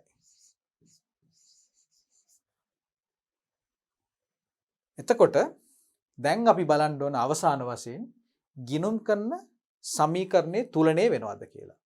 ඒකට ගිණුම් කරන සමීකරණයේ තුලනය වෙන්නේ මෙන්න මේ මෙතනින්. මේ පැත්ත තමයි වත්කම් පැත්ත. මේ පැත්ත තමයි වගකීම් පැත්ත. එහෙමනම් මේ තියෙන සෑම තීරුවක්ම අපි එකතු කරලා බලන්න ඕනේ. එහෙමනම් වත්කම් වල අගයට වගකීම් වල අගය සහ හිමිකම් වල අගය එකතු කරායින් පස්සේ එන පිළිතුර සමාන. මේ ආකාරයෙන් මේ විවිධ ගනුදෙනු නිසා මේ ගිණුම් කරන මේ මූලිකාංග වලට සිදුවෙන බලපෑම වෙනස් වීම ඒක අපිට නිගමනය කිරීමේ හැකියාව අපි තුල තියෙන්න ඕන. ඒක නිසා මේ වගේ අභ්‍යාසවල වැඩියෙන් යෙදිලා අපි තවදුරටත් මේක වර්ධනය කර ගන්න ඕන. ඒක හන්ද තවදුරටත් අපි මේ වගේ ගණන් ටිකක් හදන්න බලමු ඉදිරි පාඩම් වලින්. හොඳයි දුවලා පුතාලා. නැවත වතාවක් අපි මේ සාකච්ඡා කරමින් සිටින්නේ 10 වසර ව්‍යාපාර හා ගිණුම් කරන අධ්‍යයනයේහි ගිණුම් කරන සමීකරණය කියන මාතෘකාවට අදාළ විෂය කොටස්. එතකොට අපි මේ පාඩමෙන් අපි දැක්කා ගිණුම් කරන සමීකරණය කියන්නේ මොකක්ද කියන එක අපි හඳුනගත්තා. මූලික ගිණුම් කරන සමීකරණය.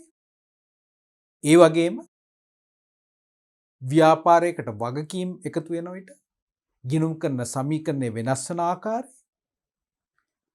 මේ කාරණා දෙක තේරුම් ගත්තයින් පස්සේ අපි ඊළඟට සාකච්ඡා කරමින් හිටියේ මේ ව්‍යාපාරයක සිදුවන විවිධ ගණිතනු නිසා මේ ගිණුම් කරන සමීකරණයට වන බලපෑම මොකක්ද කියලා.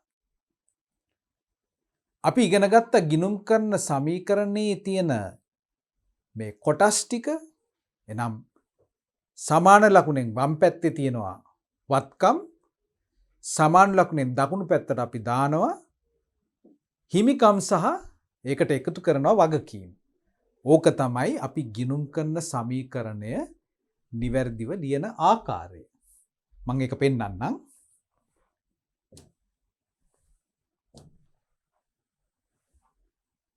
ගිණුම් කරන සමීකරණය කියලා කියන්නේ වත්කම් සමානයි හිමිකම් එකතු කිරීම වගකීම්.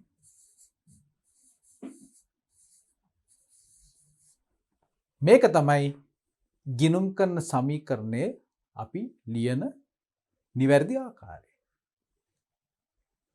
එතන මේකට අගයන් එකතු වුණායින් පස්සේ දරුවනි අපි දන්නවා මේ වත්කම් පැත්තට අපිට අගයක් ලැබෙනවා. ඒ වගේම හිමිකම් වගකීම් ඒවටත් අගයක් ලැබෙනවා. අවසාන වශයෙන් ගිණුම් කරන සමීකරණය අපි නිවැරදි ආකාරයට ලබා ගත්තද කියලා එක අපිට චෙක් කරන්න ක්‍රමයක් තියෙනවා. මේ අගයන් ටික ආදේශ කරයින් පස්සේ වත්කම් වල එකතුවට අනිවාර්යයෙන්ම සමාන වෙන්න ඕන මේ හිමිකම් සහ වගකීම් වල එකතුව. ඉතින් මේක මෙහෙම වෙනවද කියලා බලන්න අපි පුංචි උදාහරණ කීපයකින් අපි නැවත සාකච්ඡා කරා. අපි ඒ සාකච්ඡා කරේ ව්‍යාපාරයක් ආරම්භ කරනකොට සිද්ධ වෙන ගණදිනුවේදී කොහොමද ගිණුම් කරන සමීකරණය සකස් වෙන්නේ කියලා. ඔකට මතක ඇති අපි කතා කරපු නිහාරගේ පරිගණක අලුත් වැඩියා කිරීමේ ව්‍යාපාරය පළවෙනි ගණදිනුව විදිහට ලක්ෂ 5ක් ගේනකොට මුදල් විදිහට වත්කම් පැත්තෙන් ලක්ෂ 5ක් එකතු වෙනවා. එතකොට ඒ ලක්ෂ 5 ඔක්කොම ගෙනාවේ නිහාර විසින් ඉතුරු කරගත්ත සල්ලි. එතකොට පළවෙනි ගණදිනුවේදී තාම අපි ණය අරන් නැති නිසා ඒ වත්කම් වල ලක්ෂ 5ට ඒ වත්කම් වල අයිතිය නිහාරට හිමි වෙන නිසා අපි හිමිකම් යටතේ ලක්ෂ 5ක් අපි සටහන් කරගත්තා. එහෙමනම් ගිණුම් කරන සමීකරණයේ තුලනය වෙනවද කියලා අපිට දැන් බලන්න පුළුවන්. ඒ කියන්නේ අගයන් ආරෝපණය කරයින් පස්සේ මේ ගණිතමය සමීකරණය අනිවාර්යයෙන්ම සමාන වෙන්න ඕන. ලක්ෂ 5ට ලක්ෂ 5 සමානයි. එහෙමනම් මේ ගිණුම් කරන සමීකරණය මේක වෙනස් වෙන්න පුළුවන් අවස්ථාවල් මොනවද කියන එක තමයි අපි ඊළඟට සාකච්ඡා කරේ. එතකොට අපි කතා කරා මේ ව්‍යාපාරයක ගණිතනු සිද්ධ වෙන සෑම මොහොතකම මේ ගිණුම් කරන සමීකරණයේ තියෙන මේ අගයන් වෙනස් වෙනවා කියලා. ඉතින් මේක කොහොමද වෙන්නේ කියලා බලන්න තමයි අපි උදාහරණයක් පළවෙනි ගාන අපි හදන්න උත්සාහ කරේ. නිහාරගේ පරිගණක අලුත් වැඩියා කිරීමේ ව්‍යාපාරය. ඒකේ ගණදෙනු මං හිතන්නේ 10ක් විතර තිබ්බා. අපි හැම ගණදෙනුවක්ම කරන අවස්ථාවක මේ ගිණුම් කරන සමීකරණයට ඇති වෙන බලපෑම අපි හඳුනා ගන්න උත්සාහ කරා. ඔකට අපිට ලොකු අවබෝධයක් නැති නිසා අපි දැන් තමයි මේ ගිණුම් කරන්නේ ඉගෙන ගන්නේ. ඒකන්ද ඒකේ තියෙන මේ මූලික සිද්ධාන්ත තමයි අපි ඉගෙන ගන්නේ. එhmenan අපි දැනට ඉන්නේ ව්‍යාපාරයක ගනුදෙනු කියන්නේ මොනවද කියලා දන්නවා. ගනුදෙනු වර්ග කරන්න පුළුවන් 5 ක්‍රමයක් තියෙනවා කියලා කිව්වා ගිණුම් කරන මූලිකාංග කියලා. ඊට පස්සේ ගිණුම් කරන මූලිකාංග ඇසුරෙන් අපි ගිණුම් කරන සමීකරණය කියන ගණිතමය සම්බන්ධතාවයක් අපි ගොඩනගා ගත්තා. අපි තාම කතා කරලා තින්නේ ඔන්න ඔය ටික. ඊළඟට ව්‍යාපාරයක සිද්ධ වෙන විවිධ ගනුදෙනු නිසා මේක වෙනස් වෙන හැටි අපි සාකච්ඡාව ආරම්භ කරා. අපිට හරියට කියන්න බෑ යම්කිසි ගනුදෙනුවක් සිද්ධ වෙන විට ඒක කොතනද ඒ වෙනස්කම සිද්ධ කරන්න ඕන කියලා. ඒක අපි තේරුම් ගන්න ඕනේ ඒ ගනුදෙනුවේ ස්වභාවයත් එක්ක. සමහර දේවල් වත්කම් වලට බලපාන අතර සමහර ගනුදෙනු ගිණුම් කරන සමීකරණේ දෙපැත්තටම බලපානවා කියලා අපි තේරුම් ගත්තා. ඒ අනුව අපි ටිකෙන් ටික අපි අවබෝධයක් ලබා ගන්න උත්සාහ කරනවා මේ සිද්ධ වෙන ගනුදෙනු නිසා ගිණුම් කරන සමීකරණයට ඇති වෙන බලපෑම මොකක්ද කියලා. සමහර ගනුදෙනු සිද්ධ වෙන විට වත්කම් වැඩි වෙනවා. තවත් සමහර ගනුදෙනු තව දෙයක් තමයි දරුවනි අපි කතා කරපු මේ සෑම ගනුදෙනුවක්ම සිද්ධ වෙන විට තැන් දෙකක වෙනස්කම් දෙකක් සිද්ධ වෙනවා කියලත් අපි හඳුනගත්තා.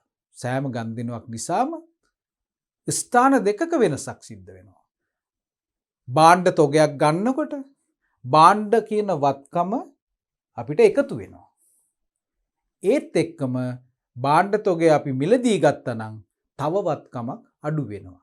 අන්න සෑම ගනුදෙනුවකම දිත්ත බලපෑමක් තියෙනවා කියලා අපි හඳුනගත්තා. ඒ විදිහටම තමයි අපේ ණය හිමියෙකුට අපි මුදල් ගෙවනකොට ණය හිමියෙක් කියන්නේ ව්‍යාපාරයේ වගකීමක්. ව්‍යාපාරයේ ණයයි. ඔය ණයෙන් නිදහස් වෙන්න අපි මුදල් ටිකක් ගෙවනකොට වත්කම් පැත්ත මුදල් කියන්නේ වත්කම්. අපි සේප්පු ඇරලා රුපියල් ලක්ෂයක් ගන්න නිසා අපේ වත්කමක් අපි කියනවා අඩු වෙනවා කියලා. එhmenan ණය හිමියෙකුට මුදල් ගෙවනවත් එක්කම සේප්පුවෙන් සල්ලි ටික එළියට ගන්නවත් එක්කම ව්‍යාපාරයේ පැත්තෙන් හිතුවොත් එහෙම ව්‍යාපාරයේ වත්කමක් ඔන්න අඩු වුණා. නමුත් ගනුදෙනුව සම්පූර්ණ වුණේ නැහැ. මේ සල්ලි ටික අපි කාටද දෙන්නේ ගිහිල්ලා අපේ අපි ණය තියෙන ණය හිමියට. ඒතර ණය හිමියත් අපි ව්‍යාපාරයේ වගකීමක් විදිහට අපි ලියාගෙන ඉන්නවා මේ පැත්තේ. එහෙම නේද? එහෙමනම් එයාට ලක්ෂයක් දෙනවා කියලා කියන්නේ මොකද්ද? ඒ ණය ලක්ෂයකින් අපිට දැන් අඩු කරගන්න පුළුවන්. අන්න. එතකොට මේ දෙවන ගනුදෙනුවේ දිත්ත බලපෑම තමයි මුදල් කියන වත්කම අඩු වෙනවා. ඒ වගේම ණය හිමියෝ කියන වගකීමත් ඒත් සමග අඩු වෙනවා. ඉතින් මේ ආකාරයෙන් සමහර වෙලාවල් වලදී වත්කම් අඩු වෙනවා. අනිත් බලපෑම තියෙන සමහරලාට වගකීම් පැත්තට වෙන්න පුළුවන්. තවත් සමහර අවස්ථාවල් වල මේ දිත්ත බලපෑම තියෙන්නේ වත්කම් පැත්තට වෙන්න පුළුවන්. ඉස්සෙල්ලා උදාහරණේ වගේ. ඉතින් මේක දුවලා පුතාලා අපි මේක තේරුම් ගන්න ඕන අපි මේවා ප්‍රැක්ටිස් කරලම තමයි. මේ ගනුදෙනු නිසා ඇති වෙන බලපෑම මොකක්ද කියලා අපි ඒක තේරුම් ගන්න ඕන ඊටාම හොඳයි. ඉතින් ඒක නිසා අපි දැන් මේ අද පෙන්වන්නේ ඒ වගේ පුංචි අභ්‍යාසයක්.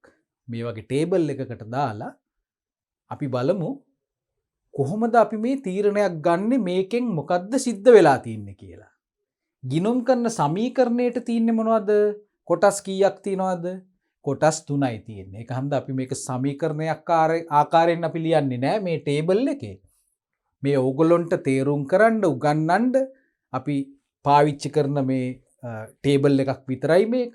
එතකොට අපි ගනුදෙනු රාශියක් අපි මේ වම් පැත්තෙන් අරගෙන ඔය ගනුදෙනුව අපි ගිණුම් කරන්නට ඇතුල් කරන විට අපි බලන්න ඕන මේ ගනුදෙනුව නිසා මේ ගිණුම් කරන සමීකරණයේ තියෙන මේ ඒ සංරචක තුන ඒ කියන්නේ වත්කම් පැත්ත තියෙනවා. මේක සමීකරණයක් ආකාරයෙන් ලියුවනම් අපි මෙතන සමාන ලකුණක් එනවා. අපි එහෙම ලියන්නේ නැහැ. මෙතන අපි තේරුම් ගැනීමේ පහසුව සඳහා වත්කම් පෙන්නනවා. ගිණුම් කරන සමීකරණයේ අනිත් කොටස් දෙක තමයි දුවලා පුතාලා වගකීම් සහ හිමිකම්. ඉතින් මේ විවිධ ගණදෙනු කීපයක් අරගෙන අපි බලන්න ඕන අපිට මේක තේරුම් ගන්න පුළුවන්ද දැක්ක ගමන්ම මේකෙන් කුමක්ද සිද්ධ වෙන්නේ කියලා.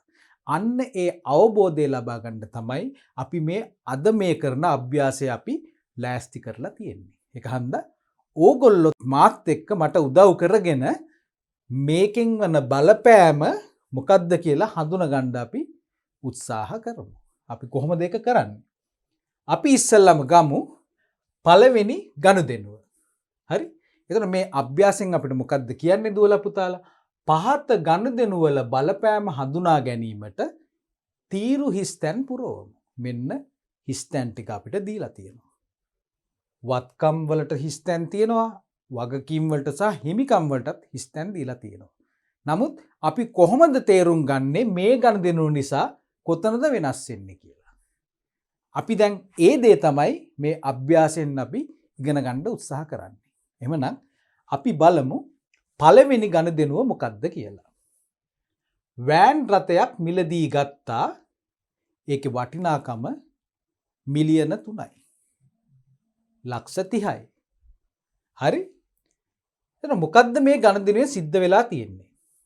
අපි දැන් බලන්න ඕන මේ ගනුදෙනුව කුමන ස්වරූපයේ ගනුදෙනුවක්ද කියලා.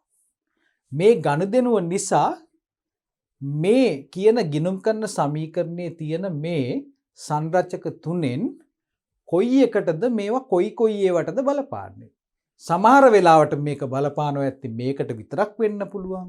සමහර වෙලාවට වත්කම් වලට බලපාලා වගකීම් වලට බලපාන්නත් පුළුවන්. එහෙම නැත්නම් වත්කම් සහ හිමිකම් අතර වෙන්නත් පුළුවන්. අන්න ඒක තීරණය කිරීම තමයි අද අපි මේ ප්‍රැක්ටිස් කරන්න යන්නේ. එහෙමනම් මොකද්ද ගන්නෙ? වෑන් රථයක් කියලා කියන්නේ මොකක්ද? ව්‍යාපාරයට. ව්‍යාපාරයේ කටයුතු කිරීම සඳහා අපි හිතමු මේ අපි ඒජන්සියක් කරනවා කියලා. මංචි බිස්කට්. ඉතින් මංචි බිස්කට් ටික අපේ වෙලෙන්දුන්ට ගෙනihin දෙන්න අපි වෑන් එකක් භාවිතා කරනවා. ඒ සඳහා ව්‍යාපාරේ මොකද්ද කරන්නේ? වෑන් රථයක් මිලදී ගන්නවා. ඉතින් මේකේ තියෙන මේ කරුණු කාරණා ගැන අපි ඉතාමත් අවධානයෙන් බලන්න ඕන. ගනුදෙනුවේ ස්වરૂපය අපි ඉස්සෙල්ලම අවබෝධ කරගන්න ඕන. එතකොට වෑන් රථයක් මිලදී ගත්තා. මොකද මිලදී ගත්තා කියන එකේ තේරුම? මිලදී ගත්තා කියලා කියන්නේ හැම වෙලේම මතක තියාගන්න කුමන ගානක ලැබුණත් මිලදී ගත්තා කියලා කියන්නේ මුදල් දීලා ගන්නවා. සේප්පුවේ මුදල් ටික අරගෙන ඒක දීලා අපි ණය වෙන්නේ නැහැ. හරි? ගනුදෙනුවක් කියලා කියන්නේ අපි සම්පත් හුවමාරුවක්නේ. සේප්පුවේ තියෙන සල්ලි ටික අරගෙන අපි වෑන් එක විකුණන වෑන් සෙල් එකට සල්ලි ටික දීලා තමයි අපි මේ වෑන් රථේ ගේන්නේ. එහෙමනම් මේකේ තියෙන ද්විත්ව ස්වરૂපය මොකද්ද? පළවෙනි දේ තමයි මොකද්ද? මිලදී ගන්නවා කියනකොට ව්‍යාපාරයේ සේප්පුව පැත්තෙන් තමයි අපි හිතන්න ඕන. හරි? සේප්පුවට සල්ලි ආවද? සේප්පුවෙන් සල්ලි ගියාද? ඒක අපි තීරණය කරන්න ඕන. දැන් මේ අවස්ථාවේ මොකද්ද සිද්ධ වෙන්නේ? ලක්ෂ 30ක් අපි දන්නේ මේකේ කීයක් අපේ සේප්පුවේ සල්ලි තියනවද කියලා. තියෙන ගානට අපි කියන්නේ ශේෂය කියලා. ශේෂයක් අපි දන්නේ නැහැ නේ. ඒකන්ද මං කතිර ටිකක් දානවා. නමුත් අපි දන්නවා දැන් සේප්පුවෙන් අඩු වෙනවා මොනවද? ලක්ෂ 30ක්. ලක්ෂ 30 අපි මේ විදිහට තමයි කමා දාලා ලියන්නේ. 3.6යි. හරි? දැන් සේප්පුවේ මුදල් අයින් වෙනවා. සේප්පුවේ තියෙන සල්ලි අඩු වෙනවා. අපි මේක දැක්කා මෙතන. අපි කොහොමද මේක මේ බලපෑම වත්කම් වලටද වගකීම් වලටද හිමිකම් වලටද ඉස්සල්ලාම අපි සටහන් කරන්නේ. එතන මුදල් කියලා කියන්නේ මොකද්ද? ව්‍යාපාරයේ තියෙන මුදල් ටික. මතකනේ නිහාරා මුදල් දුන්නයින් පස්සේ අපි මොකද කරේ? සේප්පුව ඇතුළට ඒ සල්ලි ටික දාගත්තා. ඒ දාගත්ත සල්ලි ටික අපි කුමක් විදිහටද හඳුනගන්නේ? අපි ඒක හඳුනගන්නේ අපි දන්නවා මුදල් කියන්නේ ව්‍යාපාරයට වත්කමක්. එහෙමනම් මුදල් තමයි වැඩි වෙන්නේ. සේප්පියේ තියෙන සල්ලි ටික වැඩි වෙනවා, ව්‍යාපාරයේ ලාච්චුවේ තියෙන සල්ලි ටික වැඩි වෙනවා. එහෙමනම් මේ ගනුදෙනුව නිසා ව්‍යාපාරයේ මුදල් කියන වත්කම වැඩි වෙනවා. මොකද්ද අපිට තියෙන පළවෙනි ගනුදෙනුව? වෑන් රථයක් මිලදී ගත්තා රුපියල් මිලියන 3යි. එතකොට අපි බලන්න ඕන මේ අපි දන්නවා ගනුදෙනුවේ ද්විත්ව බලපෑමක් තියෙනවා කියලා. එහෙමනම් මේ බලපෑම් දෙක තියෙන්නේ කුමන ස්ථානයකටද කියලා අපි දැන් ඉස්සෙල්ලාම අවබෝධ කරගන්න ඕන. අපි ඒක කොහොමද කරන්නේ? අපි මේක ගාන හොඳට කියවන්න ඕන පුතාලා. අපේ මොකද්ද පළවෙනි ගනුදෙනුව මම නැවත වතාවක් කියන්නම්. වෑන් රථයක් මිලදී ගත්තා. මෙන්න වැදගත් තැනක්. මිලදී ගත්තා. මිලදී ගත්තේ මොකද්ද? වෑන් රථයක්. දැන් ඕගොල්ලන්ට කියන්න පුළුවන්ද මේ ගනුදෙනුව නිසා මේ සිදුවන මේ ද්විත්ව බලපෑම මොකද්ද කියලා? යමක් අඩු වෙනවා, යමක් එකතු වෙනවා. ඔන්න මං ඕගොල්ලන්ට පුංචි හින්ට් එකක් දුන්නා. මොකද්ද අඩු උනේ? මිලදී ගත්තා කියලා අපේ ගානක තිබ්බොත් එහෙම අනිවාර්යයෙන්ම අපි අවබෝධ කරගන්න ඕන අපේ මුදල් එතනදී අඩු වෙනවා. එහෙම නේද? මුදල් අඩු වෙලා මේ ගනුදෙනුවේදී මොකද්ද සිද්ධ වෙන්නේ? තව දෙයක් එකතු වෙනවා. මොකද්ද? වෑන් රථයක්. ඔන්න දැන් මම ප්‍රශ්නයක් අහනවා. මුදල් කියන්නේ මොනවද මේ ගණක ගිණුම් කරන අපි තියනවා මූලිකාංග වලින් මුදල් අපි කොහොමද හඳුනගන්නේ? මුදල් හඳුනගන්නේ වත්කම්. හරි. එහෙමනම් මිලදී ගන්නකොට මොනවද නැති වෙන වත්කම අපිට අඩු වෙන වත්කම අපේ ලාච්චුවේ තියෙන සල්ලි ටික. ලක්ෂ 30ක් අපි අරගෙන යනවා. හරි.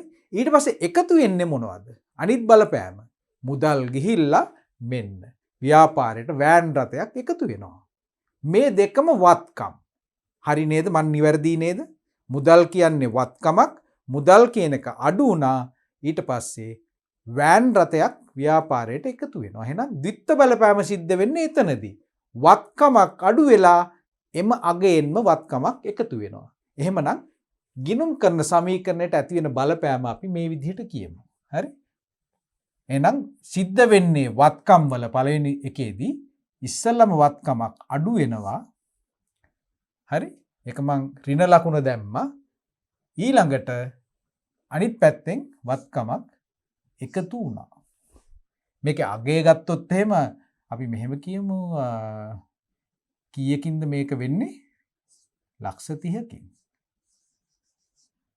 මේ දෙකම සිද්ධ වෙන්නේ ලක්ෂ 30කින්. ලක්ෂ 30ක් මුදල් අඩු වෙනකොට ලක්ෂ 30ක වෑන් රථයක් එකතු වෙනවා. මේ ආකාරයෙන් අපි බලමු දෙවෙනි ගනුදෙනුව මොකක්ද කියලා. එහෙනම් හොඳින් කියවන්න ඕනේ. දෙවෙනි ගනුදෙනුවෙන් අපිට කියන්නේ ප්‍රියන්තගෙන් ගත් ණය පියවුවා රුපියල් 1,50,000යි. එහෙනම් මෙතන ප්‍රියන්තගෙන් ගත්ත ණයක්. ඒතර ප්‍රියන්තගෙන් ගත්ත ණය දැන් ව්‍යාපාරයේ කොතනද තියෙන්නේ? අපි ව්‍යාපාරයට ණය ගත්තොත් එහෙම බැංකු ණයක් ගත්තොත් අපි කලින් කතා කරා කොතනද පෙන්වන්නේ කියලා. ප්‍රියන්තගේ ණය පෙන්වන්නේ දැනට ව්‍යාපාරයේ වගකීමක් විදිහට. කලින් අතීත ගනුදෙනුවක් සිද්ධ වෙලා තියෙනවා ණයක් අරගෙන අපි මේ ණය ඒකෙන් කොටසක් ගෙවීමක් තමයි මේ සිද්ධ කරන්නේ. එහෙමනම් මොකද්ද මේක කියන්නේ? ප්‍රියන්තගෙන් ගත් ණය පියවුවා 1,50,000ක්. එහෙනම් ගනුදෙනුවේ මේ තියෙන මොකද්ද වෙන ද්විත්ව බලපෑම? මොකද්ද සිද්ධ වෙන්නේ? ණය ගෙවන්න කුමක්ද යන්නේ අපේ? මුදල් සම්පත අඩු වෙනවා. වත්කමක් එහෙමනම් අඩු වෙනවා. ඒක නම් එහෙමනම් ඉස්සෙල්ලාම වත්කමක් අඩු වෙනවා මෙතන. ඊළඟට මොකද්ද සිද්ධ වෙන්නේ? ඒ වගේම අපි දැන් ණයකින් නිදහස් වෙනවා. එහෙමනම් මොකක්ද අඩු වෙන්නේ?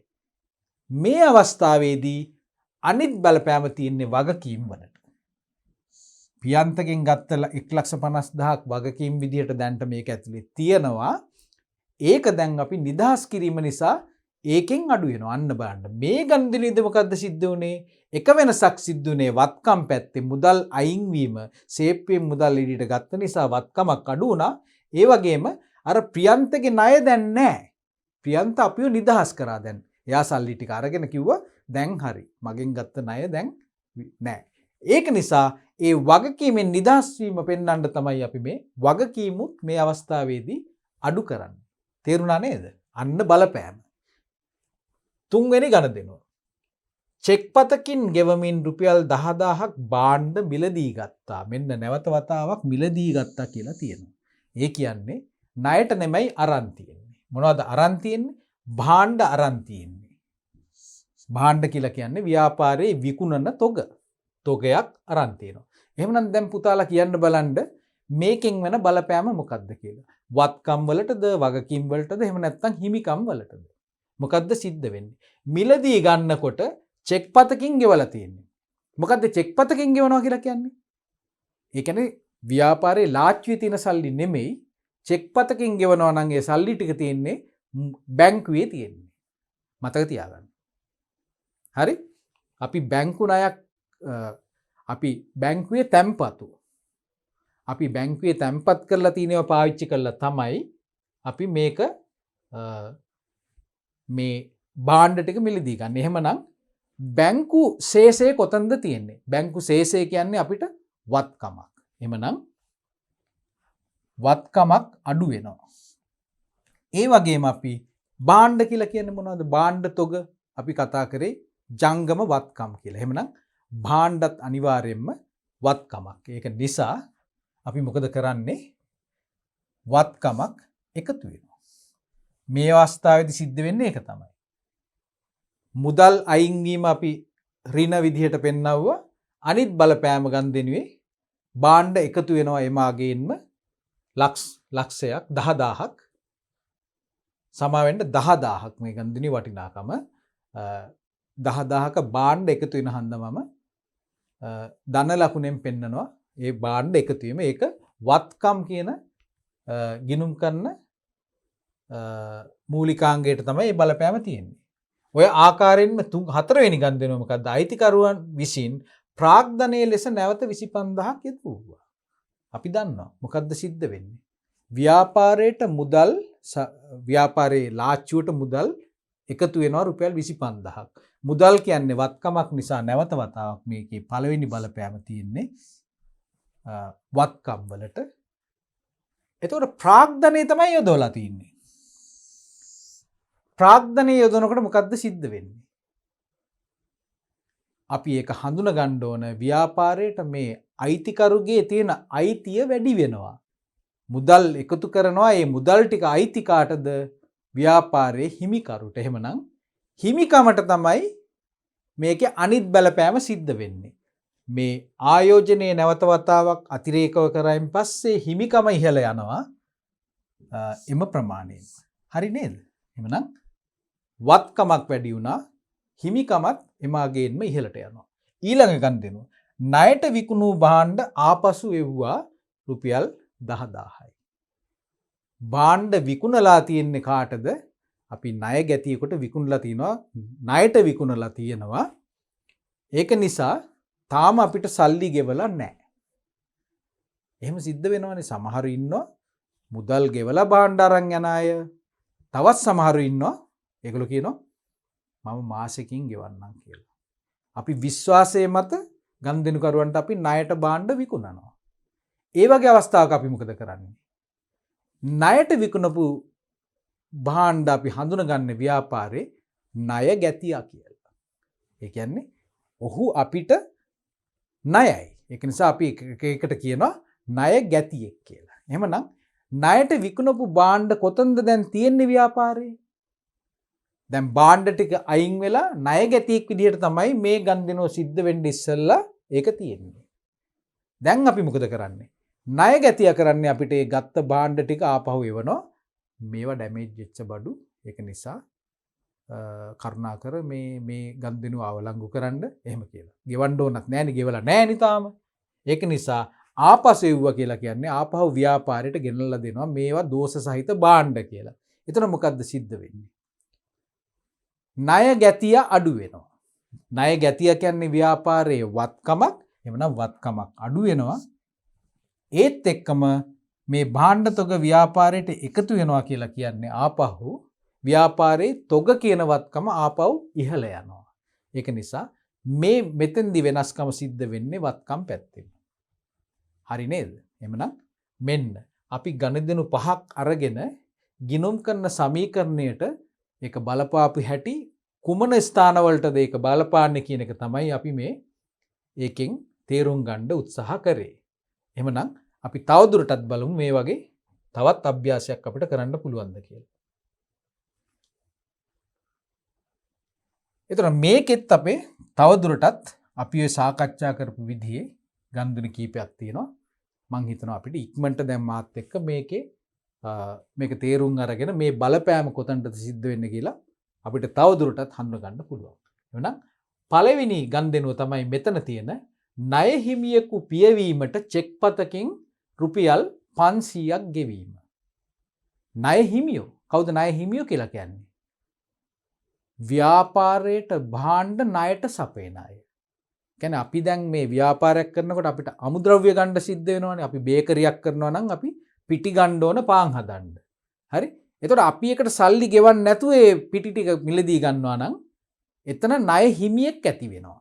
අපිට භාණ්ඩ ටික ව්‍යාපාරයට ලැබෙනවා. නමුත් අපි තාම ගෙවලා නැති හන්දා ණය හිමියෙක් කොතනද පෙන්වන්නේ? ණය හිමියෝ කියලා කියන්නේ ව්‍යාපාරයේ කෙටි කාලීන වගකීමක් බවට පත් වෙනවා. ඇයි අපි මේ මුදල් ටික අනිවාර්යයෙන්ම නුදුරේදීම ගෙවන්න ඕන. එහෙමනම් ණය හිමියෙකු දැන්ට ඉන්නේ මේ ගන්දිනට ඉස්සල්ලා වගකීමක් විදිහට. මෙන්න මෙතන තියෙන්නේ වගකීම් තීරුවේ තමයි ඉන්නේ. එතකොට වගකීමක් අපි පියවනවා කියලා කියන්නේ මොකද්ද? චෙක් පතකින් ගෙවන්නේ. ඉස්සල්ලා වගේම අපි දන්නවා චෙක් පතක් කියලා කියන්නේ බැංකු ශේෂය. එහෙමනම් බැංකුවේ තියෙන සල්ලි අඩු වෙනවා. බැංකුවේ තියෙන සල්ලි අඩු වෙනවා. ඒත් එක්කම ව්‍යාපාරයේ වගකීමකුත් අඩු වෙනවා. ණය හිමියාගේ ණය ප්‍රමාණය අපි රුපියල් 500කින් අඩු කරගන්න අපිට පුළුවන් වෙනවා. මොකද්ද ඊළඟ ගන්දෙනුව? රුපියල් 2000ක ස්ථාවර වත්කම් මුදලට ගැනීම.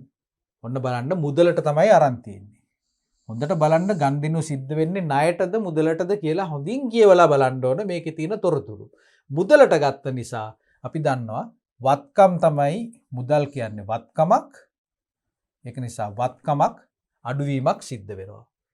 ඒ වගේම මුදල් අඩු වුණා වගේම ව්‍යාපාරයට ස්ථාවර වත්කම් කියලා කියන්නේ නැවත වතාවක් වත්කම්. ඒක නිසා වත්කමක් එකතු වෙනවා.